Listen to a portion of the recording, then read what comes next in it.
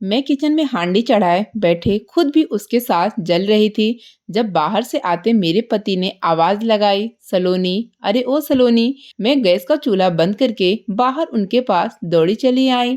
उन्होंने कहा, जल्दी कमरे में आओ, मुझे तैयारी करनी है, दफ्तर के काम से आज हैदराबाद जाना है और 2 दिन बाद लौटूंगा।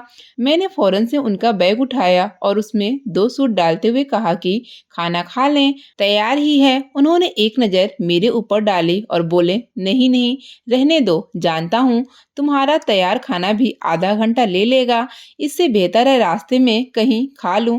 मैंने बैग पैक करके रखा और किचन की तरफ जाने लगी कि पति के लिए कुछ लेकर आऊं। मैं जानती थी उनसे भूख ज्यादा देर बर्दाश्त नहीं होती कि सास हाथ में खाना का ट्रे लेकर मेरे कमरे के दरवाजे पर पहुंची। उन्होंने कहा, हट जाओ भाई, मैं अपने बेटे को खाली पेट ही जाने दूंगी क्या? और मेरा पति खुश होकर माँ की तरफ इशारा करते हुए बोला, ये होती है खिलाने वाली नियत, तुम तो सिर्फ बातें ही बनाना जानती हो।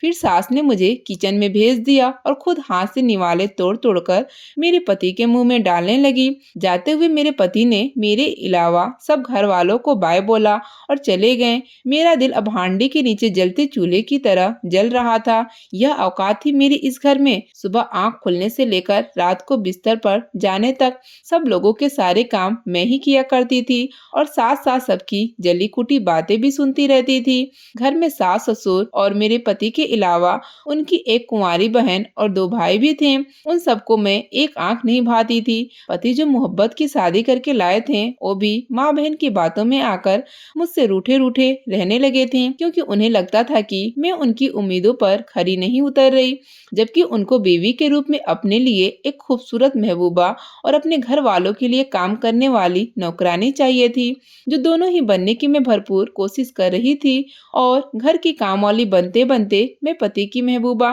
न बन सकी और पति की महबूबा बनने के चक्कर में शायद मैं अच्छी नौकरानी नहीं बन पा रही थी। दोनों ही तरफ से मुझे मायूसी नसीब हुई थी।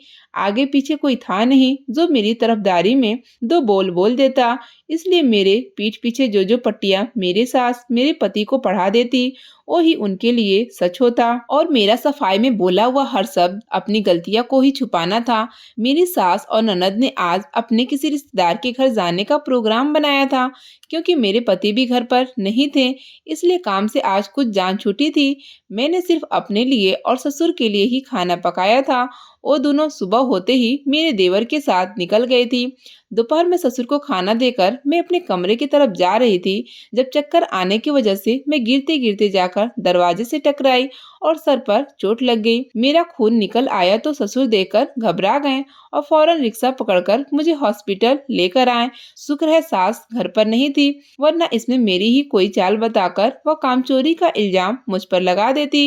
हॉस्पिटल में डॉक्टर ने मेरा ब्लड प्रेशर चेक किया और खून का एक टेस्ट लिख दिया, जिसके लिए उन लोगों ने सैंपल ले लिया और मेरे सिर पर नर्स ने पट्टी की तो मैं रिपोर्ट आने का इंतजार करने लगी। थोड़ी ही देर बाद ससुर रिपोर्ट लेकर मेरे पास आए और मेरे सर पर हाथ फेरते हुए बोले, मुबारक हो बेटी, तुम उम्मीद से हो। मेरे लिए बहुत ही खुशी का लम्हा था, मुझसे रहा न गया। मैंने वहीं अपने भगवान का धन्यवाद किया और फौरन अपने पति अरुण को फोन करके यह खुशखबरी सुनाई। अरुण तो मुझसे भी ज्यादा खुश हुए थे। उन्होंने मेरी तबीयत का पूछा और सर पर चोट का सुनकर परेशान हो गए। ससुर को भी उन्होंने मुझे ध्यान से घर ले जाने को कहा और बोले कि जब तक मैं नहीं आ जाता तुम बिस्तर से नहीं उठना। अरुण को फिर से अपने लिए इतना ख्याल करते देखकर मेरी आंखें खुशी से भर आई थी। उन्होंने हैदराबाद से मेरे लिए कुछ लाने का पूछा तो मैंने उनसे रबड़ी लाने की फरमाइश कर दी। घर पहुंचकर डॉक्टर और अरुण की बात पर ससुर ने मुझे कमरे में जाकर आराम करने को बोला तो मैं अपने कमरे में चली आई, जहां बेड पर लेटते ही मेरी आंखें लग गई, क्योंकि कमजोरी बहुत थी और डॉक्टर ने खून की कमी बताई थी। शाम तक मैं दवाइयों के जरिए सोती ही रही। सास घर लौटी तो मेरी आंख उनके मचाए हुए शोर पर खुल गई। घर में रात के लिए खाना नहीं पका हुआ था और वो लोग रात का खाना वहाँ से खाकर नहीं आए थे। ससुर ने उन्हें मेरी तबीयत का बताया तो वो आग बबूला हो गई थी और दहाड़ती हुई मेरे कमरे में घुस आई थी। उनका गुस्सा बहुत तेज था, इसलिए डरकर मैं उठ गई और उनके हुक्म पर किचन में आ गई थी।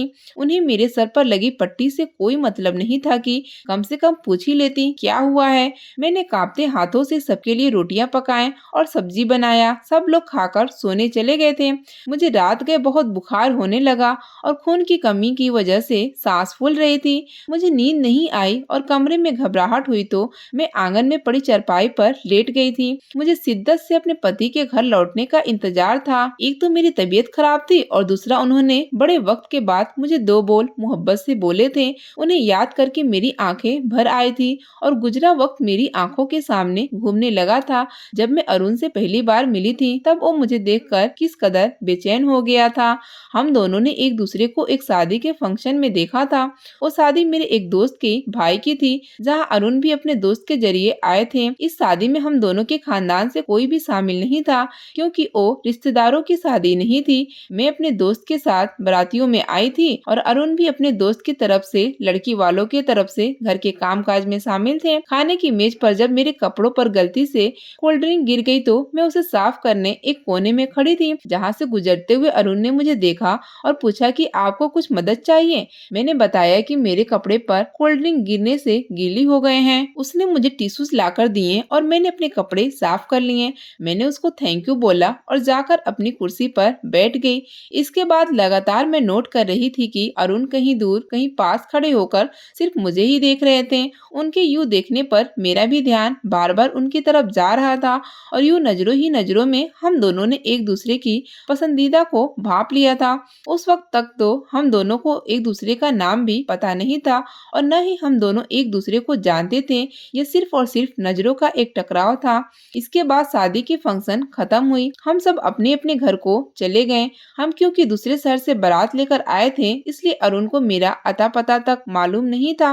वापसी के वक्त जल्दबाजी और भीड़ के कारण मुझे फिर अरुण कहीं नजर नहीं आया, जबकि मेरा बहुत दिल था कि मैं एक बार उसका नाम ही पूछ लेती, लेकिन ये ना हो सका और हम लोग वापसी के लिए रवाना हुए। दूल्हा के घर पहुंचकर बहुत बड़ा जश्न हुआ। वो सारा दिन मैं अपने दोस्त के घर रही। उसकी भाभी बहुत ही प्यारी थी। मुझे लगा कि शायद अरुण उनका कोई रिश्तेदार ही होगा। मैं कई दिन तक इस कोशिश में रही कि अपने दोस्त की भाभी से उस लड़के के बारे में कुछ पूछ सकूं, लेकिन यह मुझसे न हो सका और आखिरकार मैंने उसके फिर से मिलने की उम्मीद छोड़ दी। इस बात को 2 ढाई माह गुजर चुके थे। मैं अपने घर की सबसे बड़ी बेटी थी और हमारा कोई भाई भी नहीं था। मेरे बाद मेरी 2 छोटी बहनें थी। हम तीनों ही अब जवान और शादी के लायक हो चुकी थी, इसलिए माँ बाप को हमारे लिए रिश्ते देखने की फिक्र लगी हुई थी। मेरा बहुत दिल था कि अगर वो लड़का मुझे कहीं मिल जाता जिसको मैंने अपने दोस्त की भाई की शादी में देखा था, तो शायद मैं उसी से शादी करती, लेकिन मैं उसके बारे में कुछ जानती तक नहीं थी, इसलिए घर वालों को शादी के लिए इनकार नहीं कर सकती थी। मेरे घर वालों ने कोशिश की तो जल्द ही मेरे लिए रिश्ता आ गया था और इनकार की कोई सूरत न बनती थी, इसलिए चुपचाप मैं इस रिश्ते पर खामोश हो गई थी। मम्मी पापा ने मेरी मर्जी भी पूछनी चाहिए, लेकिन मैंने फैसला उन्हीं पर छोड़ा था। नहीं लड़के को ध्यान से देखा था। मेरे ख्यालों में बस वही लड़का फिरता था जिसको मैं उस दिन देख आई थी, लेकिन उससे मिलने की कोई उम्मीद नहीं थी, इसलिए मैंने खामोशी अख्तियार कर ली थी। रिश्ता तय होने के बाद मेरी मंगनी की रस्म भी होने वाली थी, लेकिन मेरे दिल में न कोई खुशी थी, न ही इस रिश्ते में कोई दिलचस्पी थी। मैं एक अनजान इंसान को याद करके उसकी मोहब्बत में गिरफ्तार हो चुकी थी, जिसने मुझसे ज्यादा बात तक नहीं की थी, लेकिन उसकी नजरों की तपिश मुझे अब भी 3 माह गुजर जाने के बाद वैसी की वैसी याद थी कि उसने किस कदर मोहब्बत से मुझे देखा था और फिर पूरी ही शादी में वो मुझे देखता ही रहा था। मेरी मंगनी पर मेरी सहेली भी आई थी, जिसके भाई की शादी में मैंने उस लड़के को देखा था। मेरी मंगनी हुई, लड़के ने मेरे हाथ में अंगूठी पहना दी। वो लोग रस्म करके वापस चले गए तो मैं अपनी बहनों और सहेलियों के साथ कमरे में आ गई थी। सब लड़कियां मेरे आसपास बैठी दूल्हा और रिश्तेदारों की बातें कर रही थी। जब मेरी उसी दोस्त ने बताया कि यार मेरे भाई की शादी में एक लड़का आया था जो भाभी के भाई का दोस्त था। कुछ रोज पहले जब भाभी से मिलने उसका भाई आया तो उसने बताया कि उसके दोस्त को शादी में एक लड़की पसंद आ गई थी और वो अब उससे मिलने की खातिर बहुत बेचैन है। शायद वो लड़की कोई मेहमान ही थी, क्योंकि भाभी ने शादी की सारी तस्वीरें उनको दिखाई है। हमारे रिश्तेदारों में तो कोई नहीं थी। दोस्त की बात सुनकर मेरे कान खुले रह गए थे। ये मैं क्या सुन रही थी? मेरे दिल से आवाज निकली कि यकीनन यह वही लड़का होगा जिसका ख्याल मुझे दिन रात बेचैन रख रहा था। यह सुनकर खुशी भी हुई कि मैं भी उसे याद थी, लेकिन अफसोस इस बात का था कि अभी अभी मेरी मंगनी हुई थी। अब मेरे लिए दोनों ही बातें मुश्किल थी। मुझे उस लड़के के सुराग तब जाकर मिला जब मेरी मंगनी घर वालों ने करवा दी थी। फिर भी हिम्मत करके मैंने अपने दोस्त से कहा कि मुझे वो लड़का देखना है, और उसे बताया कि एक ऐसा ही लड़का मुझे भी मिला था जिसकी नजरों में मैंने अपने लिए बेपनाह मोहब्बत देखी थी। मेरी दोस्त बोली कि पागल हो गई है क्या? अभी अभी तुम्हारी मंगनी हुई है। अगर ऐसा कुछ था भी तो भूल जाओ। वो पागल दीवाना न जाने तुम्हें देखकर क्या तमाशा खड़ा कर दे, और फिर तुम घर वालों के सामने रुसवा होकर रह जाओ। इसलिए शुक्र मनाओ कि मेरी भाभी के एल्बम में तुम्हारी कोई तस्वीर नहीं थी, वरना वो लड़का तो तुम्हारे पीछे ही पड़ जाता। क्योंकि भाभी के भाई ने बताया था वो बिल्कुल उस लड़की की याद में दीवाना हुआ फिरता है। शुक्र मना वो इस शहर का नहीं है। दोस्त की बातें सुनकर मैं जरा देर के लिए चुप हो गई थी, और मुझे भी लग रहा था कि अब वक्त हाथ से निकल चुका है। सब लोग जब अपने घर चले गए तो मुझे फिर से वो लड़का याद आने लगा, और दिल के हाथों मजबूर होकर मैं सोचने लगी थी कि इस तरह मैं अपने दिल में पलने वाली उसकी मोहब्बत को नहीं झुठला सकती। यकीनन ये मोहब्बत मुझसे बहुत ज्यादा ताकतवर थी। अगर मैं अब चुप रही और ये अनचाहा रिश्ता कबूल कर लिया तो जिंदगी भर मैं हर रात इसी तरह तड़पते हुए गुजारूंगी। जमाने के साथ तो शायद मैं धोखा कर सकती थी, लेकिन अपने दिल को समझाना मेरे लिए नामुमकिन हो गया था। अब मुझसे रहा नहीं जा रहा था। मेरे दिल में उसे देखने की तड़प जो पिछले 3 माह से हो रही थी, अब उसका पता मिलने के बाद मैं कैसे उस तड़प को दबा सकती थी। मुझे अपनी सहेली के बाद अपनी बहनों ने भी बहुत समझाया था कि अब तुम्हारी मंगनी हो गई है, अब कुछ नहीं हो सकता। लेकिन मैं जानती थी और मेरा दिल जानता था कि अभी भी मैं उसे हासिल कर सकती हूँ। इसलिए अपनी मंगनी के अगले रोज ही मैं अपने दोस्त के घर चली आई थी कि उसकी भाभी से मिलकर मैं उस लड़के का कुछ पता कर सकूं। वहां पहुंची तो मेरी दोस्त मुझे देखकर परेशान हो गई थी। वो अपनी तरफ से मुझे समझाने की हजार कोशिशें कर रही थी कि मैं इस बात को दबा दूं कि मैं वही लड़की हूँ जिसके बारे में भाभी से उसके भाई ने बात की थी कि वो अपने दोस्त के लिए मेरी तलाश में था। लेकिन मैंने भी अपनी सहेली की एक बात न मानी और उसकी भाभी के कमरे में चली आई। इस वक्त वो अपने कमरे में अकेली ही मौजूद थी, इसलिए मुझे उनसे बात करने में ज्यादा परेशानी का सामना नहीं हुआ। मैंने नमस्ते किया और हालचाल लेने के बाद उनसे कहा कि भाभी, मैंने शशि से सुना कि आपकी शादी में आपके भाई के दोस्त को एक लड़की पसंद आ गई थी जिसकी आपको तलाश है। तब उसकी भाभी ने कहा कि हाँ सलोनी, अरुण भाई बिल्कुल मेरे भाइयों जैसे ही हैं। उनको जो लड़की पसंद आई थी वो अगर मिल जाए तो मुझे बहुत खुशी होगी। लेकिन मैंने बहुत कोशिश कर ली। अरुण भाई को मेरी शादी की तस्वीरों में मौजूद कोई भी लड़की उनकी पसंद नहीं है। उनका कहना था कि वो लड़की कोई और थी। मैंने उनसे कहा कि भाभी, आपकी शादी में मैं भी आई थी और मुझे शादी में एक लड़के की नजरों में अपने लिए बेपनाह मोहब्बत नजर आई थी। जब से लौटी हूँ 3 माह हो गए, एक पल के लिए भी उसे नहीं भूली हूँ। हो सकता है वो लड़का वही हो जो मुझे पसंद आया था। तब भाभी ने फौरन अपना मोबाइल खोला और उसकी तस्वीर दिखाकर पूछा कि क्या यही वो लड़का है। मैंने जैसे ही अरुण की तस्वीर देखी तो मेरी बेचैन दिल को जैसे सुकून मिल गया। मैंने कहा हाँ हाँ यही है। फिर उसकी भाभी ने कुछ सोचते हुए मेरे हाथ से मोबाइल ले लिया और बोली, सलोनी तुम्हारी तो कल मंगनी हुई है ना? मैंने कहा हाँ, मगर मैं दिल से अरुण को कबूल कर बैठी हूँ। अब मेरे लिए किसी और को वो जगह देना नामुमकिन है।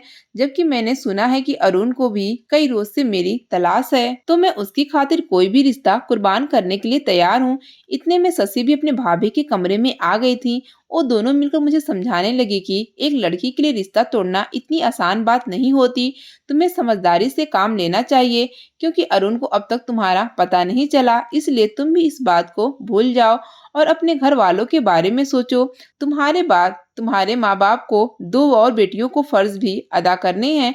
इसलिए अगर तुमने अभी से मंगनी तोड़ दी तो आगे से उनके लिए रिश्ते भी नहीं हो पाएंगे। लेकिन मैं दिल के हाथों बहुत मजबूर हो चुकी थी। मेरी आंखों पर इसकी पट्टी ऐसी बंधी थी कि मैं एक बार अरुण से मिलकर अपनी मोहब्बत का इकरार करना चाहती थी। इसलिए मैंने भाभी और शशि को कोई बात न मानी और मैं भाभी की मिन्नतें करने लगी कि एक बार मुझे अरुण से मिलवा दो। मेरी जिद देखकर उसने अपने भाई को कॉल की और बताया कि वो लड़की मिल गई है जिसकी अरुण भाई को तलाश थी। वो दोनों उसी रोज वहां से रवाना हो गए थे और शाम तक शशि के घर पहुंच चुके थे। रात को मुझे शशि की कॉल आई कि अरुण मेरी खातिर वहां पहुंचा है। मैं दिन में शशि के घर गई थी, इसलिए अब रात में नहीं जा सकती थी। मम्मी को वैसे भी मंगनी के बाद मेरा घर से निकलना पसंद नहीं था, लेकिन मेरे दिल को यह सुनकर बिल्कुल समझ नहीं आ रहा था कि अरुण यहाँ आ गया है और मैं उससे ना मिलूं। इसलिए पूरी रात जाकर मैंने आंखों में गुजार दी थी। अगले रोज मेरी खुशकिस्मती थी कि सुबह ही सुबह मम्मी को खरीदारी की खातिर बाहर जाना पड़ा और मैं मौका पाकर शशि के घर की तरफ निकल पड़ी। छोटी बहनों ने मुझे जाने से मना किया, लेकिन मैं ना रुकी और मम्मी से पहले लौटने का कहकर मैं चली आई। शशि की भाभी की जैसे ही मुझ पर नजर पड़ी तो वो फौरन अरुण को बुलाकर लाए। हम दोनों की नजरें जैसे ही टकराए तो दिल को एक अजीब सा सुकून महसूस हुआ। अरुण और मैंने बैठकर कुछ वक्त साथ गुजारा और एक दूसरे से अपनी मोहब्बत का इजहार किया। अरुण को जब पता चला कि 2 रोज पहले ही मेरी मंगनी हो चुकी है तो वो मेरे कदमों में बैठ गया कि सलोनी, बड़ी मुश्किलों के बाद मैंने तुम्हें तलाश किया है और आज तुम न मिली तो मैं जिंदा नहीं रहूंगा। मेरे दिल में भी मोहब्बत का तूफान इस तरह ही उफान मार रहा था। मैंने कहा कि अरुण, तुम्हारे बिना मैं भी नहीं रह सकती, इसलिए मैं अपनी पूरी पूरी कोशिश करूंगी कि मैं इस मंगनी को तोड़कर तुम्हारे साथ रिश्ता जोड़ सकूं। हम दोनों ने जिंदगी भर साथ निभाने का वादा किया और फिर मैं अपने घर चली आई। घर पहुंचकर मैंने देखा कि मम्मी बाजार से लौट आई थी और मेरे सुबह सुबह घर से निकल जाने पर बहुत गुस्सा हो रही थी। मैं घर में आई तो मम्मी ने कहा, लड़की, तेरे कदम मुझे ठीक नहीं लग रहे हैं। अब जल्द से जल्द तुम्हें ब्याह कर तुम्हारी जिम्मेदारी से आजाद होना चाहती हूँ। मैंने कहा, मम्मी, मैं उस लड़के से शादी नहीं कर सकती क्योंकि मैं किसी और को पसंद करती हूँ। आप मेरी छोटी बहन नायरा का रिश्ता उन लोगों के सामने रख दें। मम्मी का पारा पहले ही चढ़ा हुआ था। उन्होंने एक थप्पड़ मुझे जोरदार दे मारा और बोले कि मंगनी हो चुकी है तेरी, अब इस घर से या तो तू उस लड़के के साथ ब्याह ही जाएगी या फिर तेरा अर्थी ही निकलेगा। कोई खाने पीने की चीज या कोई शोपीस तो नहीं जो मैं तेरी जगह नायरा को कर दूं। उन लोगों ने देखकर तुझे पसंद किया है और अपनी यह मनहूस जबान तो मंगनी से पहले ही खोल देती ना। अब कुछ नहीं हो सकता।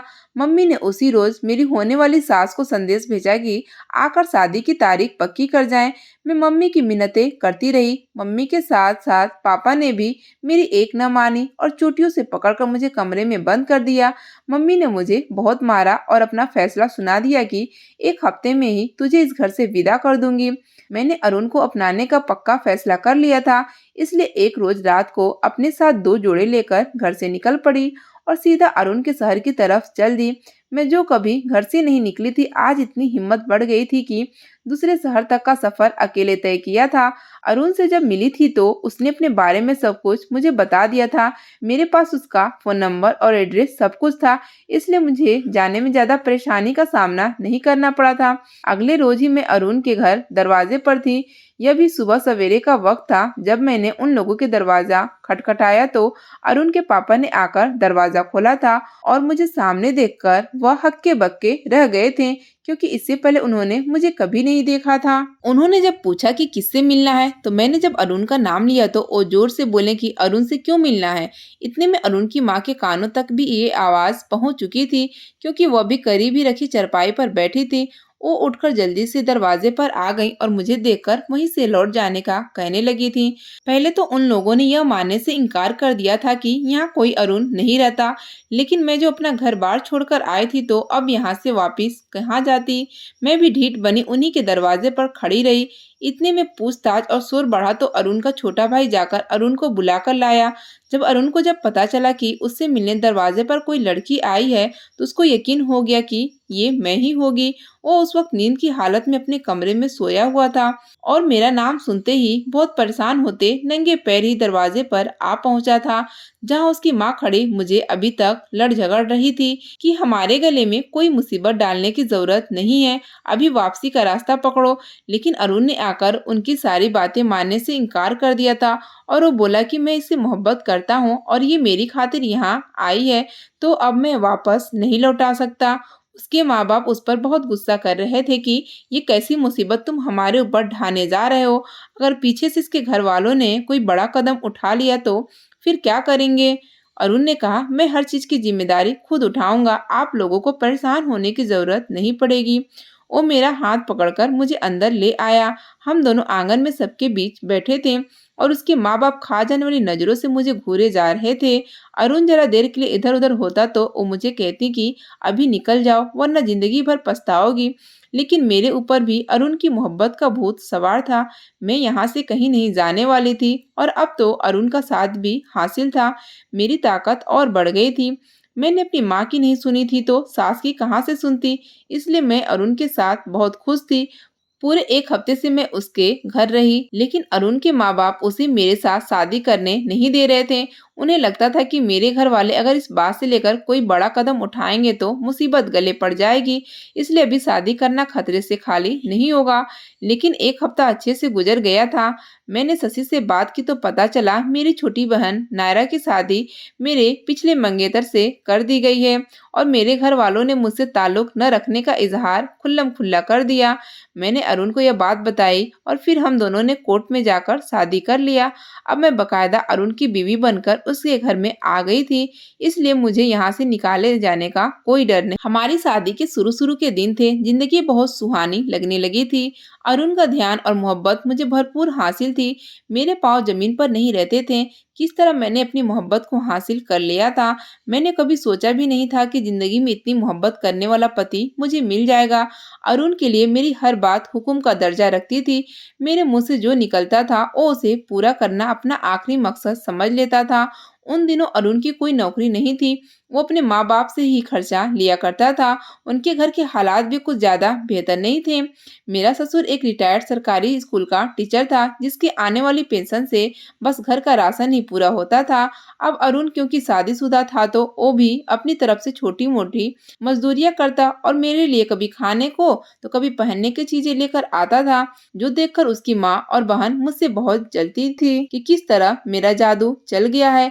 अरुण वैसे तो अच्छा पढ़ा लिखा लड़का था, लेकिन नौकरी मिलना इतनी आसान बात नहीं थी, इसलिए वह कोशिश में लगा हुआ था। घर वालों ने मुझसे शादी के बाद उसे बिल्कुल फरामोश कर दिया था, क्योंकि हमें साथ खुश कोई भी नहीं देख सकता था। बस मेरे ससुर थे जो थोड़ा बहुत मुझसे कभी और अरुण से बोल दिया करते थे और अरुण को जेब खर्चा भी देते थे। एक रोज मैं आंगन में झाड़ू लगा रही थी जब अरुण समय से जरा पहले घर लौटे थे। उनके हाथ में मिठाई का डब्बा था। वो अक्सर मेरे लिए कुछ न कुछ लेकर आते ही थे, लेकिन मिठाई देकर मुझे हैरानी हुई कि उन्होंने मिठाई खिलाते हुए कहा कि तुम्हारी खुशकिस्मती की वजह से देखो मुझे बहुत अच्छी नौकरी मिल गई है, अब मैं जिंदगी भर तुम्हें बहुत खुश रखूंगा। अभी उन्होंने यह कहा था कि उनकी बहन ने दौड़कर उनके हाथ से मिठाई का डिब्बा खींचा और माँ के पास लेकर गई कि देखो देखो भाई को बड़ी नौकरी मिली है, अब हमारे दिन बदलेंगे। वही दिन था जब मेरी सास और ननद ने मेरे पति को मुझसे दूर करने में कोई कसर न छोड़ी। उसी दिन से उसकी माँ ने मेरे पति पर प्यार लुटाना शुरू कर दिया था। जो पहले शादी होने की वजह से अपने बेटे से सीधे मुंह बात नहीं करती थी, अब वो उन पर मारी जाने लगी थी।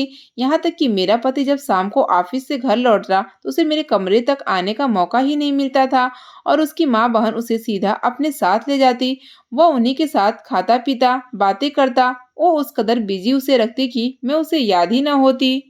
कभी कभार वो मुझे भी वहीं आकर बैठने को कहता था, नहीं तो जब बहन से कहता कि भाभी को बुलाकर लाओ तो वो उनकी बात टाल देती। अब सास और ननद ने मुझे भी घर के कामों पर लगा दिया और पति के आने के वक्त मैं किचन में ही बैठी रहती। कभी किसी के लिए चाय बनाती, कभी कोई पराठे की फरमाइश, तो कभी बर्तन धोकर ही बाहर निकलने का हुक्म मिल जाता। पति पर भी काम का बोझ था। वह थक कर आता तो खाना खाते ही उसे नींद आने लगती। कई बार शिकायतें करता कि तुम करीब नहीं आती, अब दूर दूर रहती हो। फिर मैं काम में बिजी होने का बताती तो कहता चलो अच्छा है, अब मेरी माँ तुमसे खुश है, कभी उसे शिकायत का मौका न देना। और मैं बस घर के झमेलों में ही फंसती चली गई। रात देर तक यही सब अपनी गुजरी जिंदगी के बारे में सोचते सोचते न जाने कब मेरी आंख लग चुकी थी। सुबह घर में सबसे पहले चिड़ियों की आवाज पर मेरी आंख खुली तो अभी तक मेरा जिस्म बुखार से तप रहा था। मुझे बुखार की वजह से सर्दी लगने लगी थी, इसलिए मैं उठकर अपने कमरे में चली आई, जहाँ बिस्तर पर थोड़ा सुकून महसूस होने लगा और मैं चादर ओढ़कर फिर से सो गई। आज सुबह देर तक मुझे किसी ने नहीं जगाया था, बल्कि 10 बजे मेरी आंख पति की आवाज पर खुली तो अपनी माँ से कह रहा था कि मम्मी आप फिक्र न करें, अभी मैं इसकी खबर लेता हूँ। यह सब सुनकर मैं डर से कांप गई कि जाने सास कौन सी शिकायत लगा रही होगी।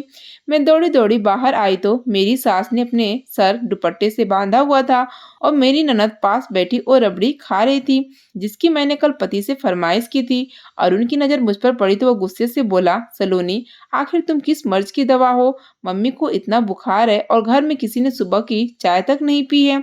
तुम रात में क्या घर की चौकीदारी कर रही थी जो अभी तक सोई हो? वो तो मेरा लिहाज करके मम्मी ने तुम्हें नहीं जगाया, वरना जानती हो ना, अगर मम्मी चाहती तो तुम्हें खींचकर कमरे से बाहर निकालती। और मैं कभी अपनी माँ को नहीं रोकूंगा, क्योंकि वो अपने घर के मामले में खुद समझदार हैं। अरुण के इतने सख्त शब्द सुनकर मेरी आंखें भर आई और मैं अपनी आंसू छुपाती किचन में चली आई। मेरी ननद दीवार की तरफ मुंह करके हंस रही थी कि कैसे उन लोगों ने सुबह सुबह मुझे डांट पड़वाई थी। मुझे अरुण पर बड़ा ताज्जुब हुआ था। वो कल तो फोन पर कितनी मोहब्बत से बात कर रहा था और आज इसे क्या हो गया था जो मुझे डांटने पर उतर आया था। मैं सुबह का नाश्ता बनाने की खातिर आटा गूंथ रही थी जब मैंने देखा कि ससुर मेरे कमरे की तरफ जा रहे थे। फिर उन्होंने न जाने अरुण से ऐसा क्या कह दिया कि अरुण जल्दी मेरे पास किचन में आए और सामने रखी कुर्सी पर बैठकर उन्होंने मेरा झुका हुआ चेहरा अपने हाथ से ऊपर उठाते हुए कहा था, सलोनी, तुम्हारा बहुत शुक्रिया, तुमने मुझे बड़ी खुशी दी है। तभी मेरे आंखों से आंसू छलक पड़े थे। जब उन्होंने अपने हाथ से मेरे आंसू साफ किए तो उन्हें मेरे बुखार की तपिश महसूस हुई। उन्होंने फौरन मुझे आटा वहीं छोड़कर उठने को कहा और अपनी बहन को बुलाकर रोटियां पकाने को बोला। और चिढ़ती हुई मुझे घूरने लगी और अरुण मुझे लेकर बाहर आया। उसने मुझे चारपाई पर बिठाया और फिर ठंडे पानी की बोतल निकालकर मुझे पानी पिलाया। आज नाश्ता भी उसने मेरे साथ ही किया और फिर मुझे डॉक्टर के पास लेकर आया। डॉक्टर ने उसे मेरा बहुत ज्यादा ख्याल रखने को कहा तो अरुण मेरा ख्याल पहले की तरह रखने लगा था, जो उसकी माँ और बहन को एक आंख नहीं भाता था। फिर भी अरुण के आगे अब मेरे खिलाफ बोलने की उनकी हिम्मत नहीं होती थी, क्योंकि अरुण अपने आने वाले बच्चे को लेकर बहुत ही ज्यादा खुश था और इसीलिए मेरा भी ख्याल रख रहा था। मेरी प्रेगनेंसी के 3-4 माह बहुत ही सुकून से गुजरे थे। 5वें माह मुझे डॉक्टर ने अल्ट्रासाउंड का कहा था। उस दिन मैं सुबह से ही तैयार हो रही थी कि आज अल्ट्रासाउंड के लिए जाना है। मैंने पति को फोन करके जल्दी आने को कहा था। मेरी सास, जो इस प्रेगनेंसी की शुरुआत से ही मुझसे बैर पाल के बैठी थी, अरुण के घर आते ही सास भी तैयार हो गई कि मैं भी साथ चलूंगी। बोली, देख लेना अरुण बेटा, अगर इस औरत ने बेटी पैदा कर दी तो वो भी इसी की तरह बदचलन होगी और एक दिन तेरा सर शर्म से नीचा कर देगी। वो भी अपनी माँ की तरह भागकर शादी कर लेगी। यह सुनते ही मेरे पति का पारा चढ़ा और बोला, सलोनी, अगर तूने बेटी को जन्म दिया तो तुझे और उसको एक साथ ही दफन कर दूंगा। मुझे बहुत अफसोस हो रहा था अरुण की सोच पर कि वो किस तरह जल्दी में अपनी माँ की बातों में आकर मुझे ताने देने लगा था, जबकि मैंने उस इंसान की मोहब्बत की खातिर घर छोड़ा था। लेकिन मैं अब इस हालात में थी कि पलटकर जवाब नहीं दे सकती थी, क्योंकि मेरी तबीयत बिगड़ने लगती थी। मेरी सास हर बार की तरह इस बार भी मेरे पति को मेरे खिलाफ भड़काने में कामयाब हो गई थी। जब अल्ट्रासाउंड हुआ तो डॉक्टर ने सास और पति के सामने मुझे बेटी बताई थी। वो दोनों खूनी नजरों से मुझे देखने लगे थे। न जाने कैसे उन्होंने अस्पताल में जहर का घूंट पीकर चुप कर ली थी, क्योंकि रास्ते भर सास के साथ साथ अरुण भी मुझे धमकाया जा रहा था कि तेरी खैर नहीं। घर पहुंचते ही सास ने दरवाजे पर ही मुझे ऐसी लात मारी कि मुझे कुछ समझ न आई। मेरी आंखों के सामने अंधेरा छाया और मैं बेहोश हो गई। इसके बाद फिर पता नहीं क्या हुआ। वो लोग कब मुझे अस्पताल लेकर गए और मैं कितनी देर बेहोश रही, लेकिन जब होश आया तो एक बहुत बड़ा माजरा मैंने अपनी आंखों के सामने देखा कि अस्पताल में मेरे सिरहाने मेरी माँ बैठी थी, जो मेरे सर में हाथ फेरकर मुझे प्यार कर रही थी। मैंने होश संभाल कर देखा तो सारे ही घर वाले मेरे चारों तरफ मौजूद थे। मेरी सास ने आगे बढ़कर मुझसे माफी मांगी और अरुण ने तो मेरे पांव तक पकड़ लिया कि हमें माफ कर दो। मम्मी ने मेरा माथा चूमा, भगवान को शुक्रिया कहा कि मैं बच गई थी। फिर अरुण ने बताया कि मेरे पेट में लगने वाली चोट के बाद मेरा बच्चा मर गया था और डॉक्टर ने मेरे भी बचने की उम्मीद नहीं बताई थी, इसलिए मेरे ससुराल वालों ने मेरे मायके भी खबर भेज दी थी। लेकिन मेरी माँ ने मेरे पास बैठकर मेरी जिंदगी की इतनी दुआएं मांगी थी कि मैं मौत के मुंह से वापस आ गई थी। फिर मैंने भी शुक्र अदा किया कि एक कुर्बानी के बाद ही सही मुझे माँ और पति दोनों का प्यार मिल गया था। कहानी पसंद आई तो वीडियो को लाइक करें और ऐसे ही अच्छी अच्छी कहानियां सुनने के लिए हमारे चैनल को सब्सक्राइब करें।